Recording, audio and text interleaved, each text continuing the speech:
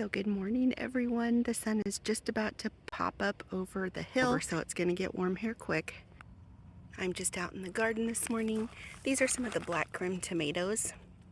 You see those? Isn't that fun? I always love it when you start seeing the fruits appear on tomatoes. The sugar snap peas are done, and I'm going to get these ripped out of here and give those to the chickens. As well as you can see, my English peas are starting to discolor because of the heat. It's just too much for them, so we'll get these ripped out as well. And I've already harvested 2 kohlrabi. We are eating one of them currently. And if you've never had it before, the best way I can describe its flavor is a little bit like a mild radish flavor. It's very crunchy though, so it's pretty good. And my onions are looking much better. I'm not sure what decided, if it was just all the fertilizer I gave them and the consistent water, but they finally decided to snap out of it. Have you ever had a crop that you like grow all of the time and never have any problems, and then one year just randomly they don't want to do anything? Let me know down in the comments. I know it's pretty common, but what one vegetable was that for you? All right, I'm just going to pick the last of the peas off of here, and then I will pull these up.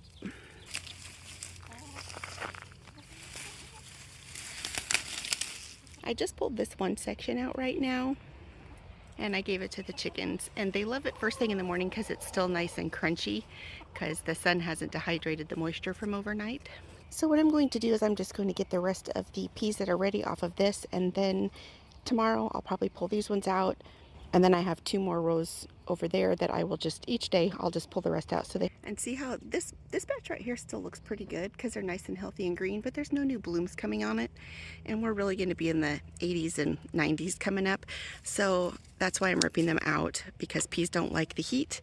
And then we will be planting a new batch for fall. So we are going to dig some potatoes this morning. And have you ever seen a purple potato?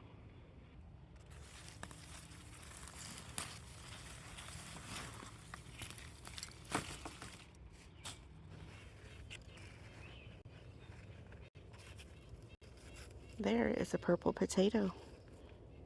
And they're gorgeous purple inside.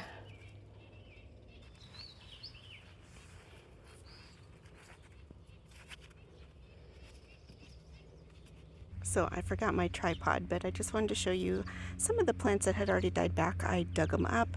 I have some good size, some not. The rest of them I'm going to leave in the ground, I think, a little bit longer, but I've got purple, red, and white.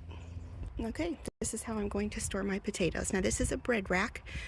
I got, I think maybe 6 or 7 of them from a furniture outlet that buys trailers full of things. And when they purchased them, the manufacturer that's listed on the side, or the store that is listed on the side, they couldn't take them back for sanitary reasons because they didn't know where they'd been. So they told them to just get rid of them. I was fortunate enough to get some. Now I'm going to give credit where credit's due. Deep South Homestead at Pecan Grove, he actually showed this on one of his videos that he used them for that.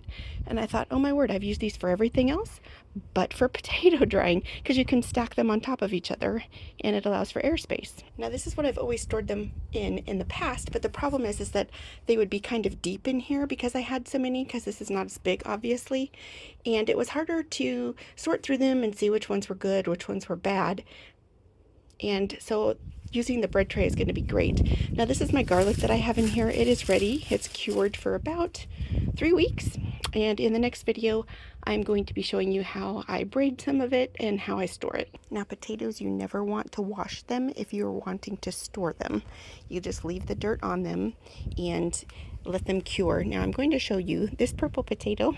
It was a lot bigger than I was expecting it to be. And this is how delicate their skins are. See how easily that tore? And this was just me from trying to pick it up with, grab it up out of the soil. So that one I'm going to have to eat right away. And I do can most of my potatoes just because it's more convenience for me. But we are going to let these dry on this rack until the skins are cured. And then I will decide what I'm going to do with them all. These smaller ones right here, I think will probably just roast them in the oven and eat them fresh. Now, as I mentioned, I have a whole bunch more down in the garden, which is way down there. And as those come ready, we'll dig those too. And then once I get them all cured and have a big enough batch, we will get them all canned up. Oh my goodness, you guys, check it out. I have peppers. And the little one's coming. I've been down here doing so many other things. I didn't even realize I have little peppers.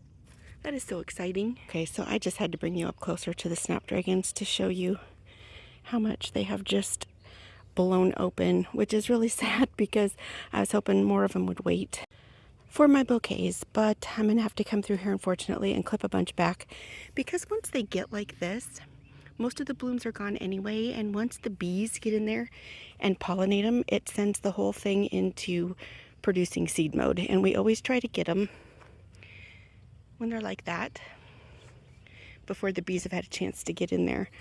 That way the customer can enjoy it and they last longer. They are really pretty though. So unfortunately, I don't know if you can see this. At first I thought maybe it was a slug, but I have discovered there is a wild rabbit, at least only one that I can see, who has just been coming over and chewing the crapolia out of my leaves, of my beans and my peas up in the other part of the garden, and even my kohlrabi leaves. So if anybody has experience of dealing with rabbits, we never really have had a problem with that before, and now we do. So I'd appreciate any help in the comments down below.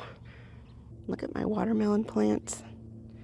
I'm wondering, like, we have Hermiston watermelons here in Oregon, and they're a warmer climate, obviously, because they're eastern Oregon, but I'm wondering, when did they plant their seeds? I need to research that because coming up here pretty soon, they're already pulling watermelons out of the garden, and mine are still just kind of working on getting going.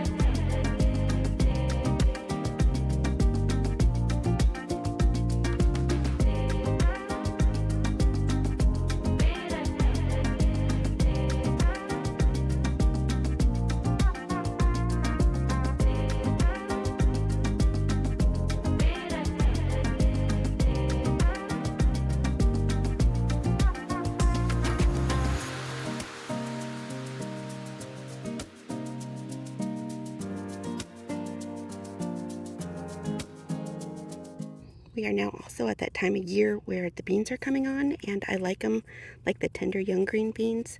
So about this size right here. This is a little skinny yet, and this one down in here that I missed is perfect. So I actually come out here every single day and harvest beans because they grow that quick. They're kind of like a zucchini. They'll go from being ready to getting a little too big overnight. So I'm just gonna get these picked this morning. This will be my daily routine now. So take a look at my basil. It's getting nice and big and full.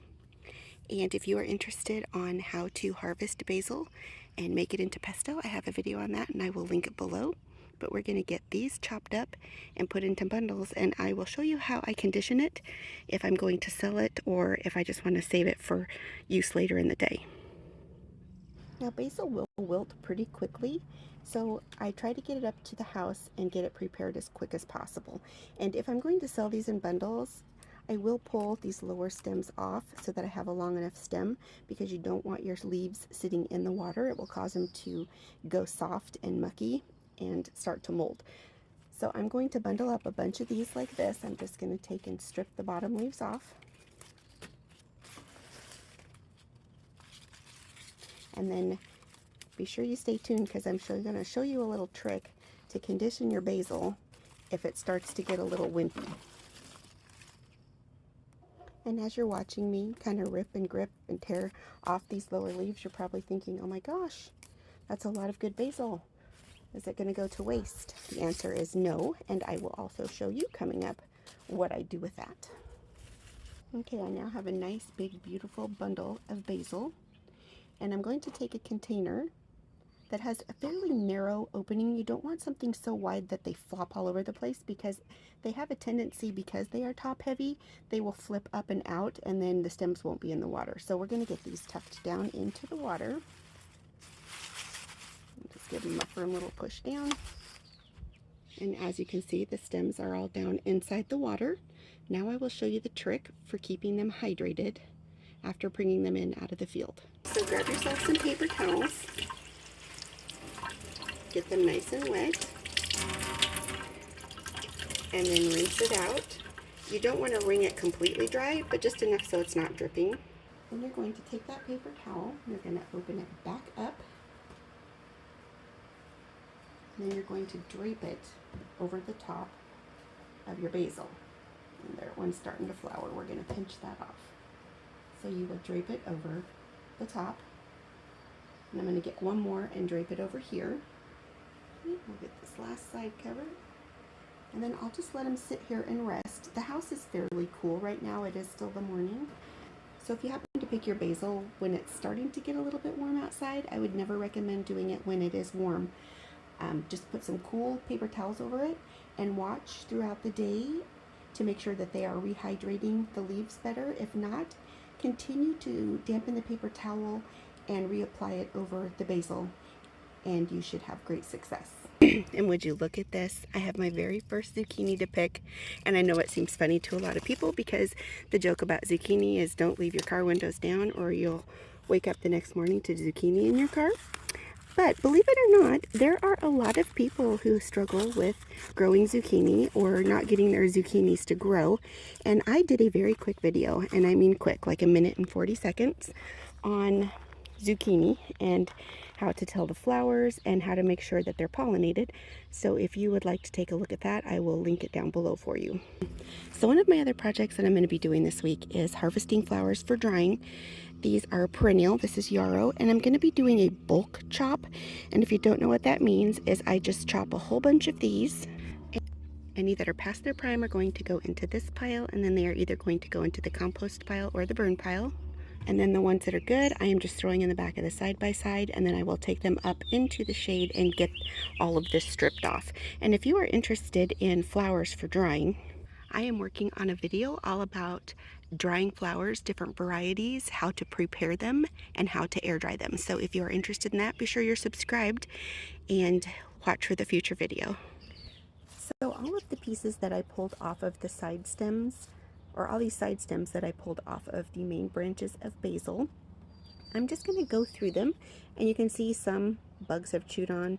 Some people that doesn't bother them at all. Me, I have so much basil, I just put it in the compost pile and it'll turn into gold for later. But what I do is I come through and I pinch all the leaves off, and then I will give these a rinse in the sink. I will run them through my salad spinner, put them on a towel to air dry for a little while, and then I will store them in a dry paper towel in a Ziploc bag in the refrigerator so that I can use them on pizza, or I can make a fresh batch of basil with the leaves, or put some in a salad.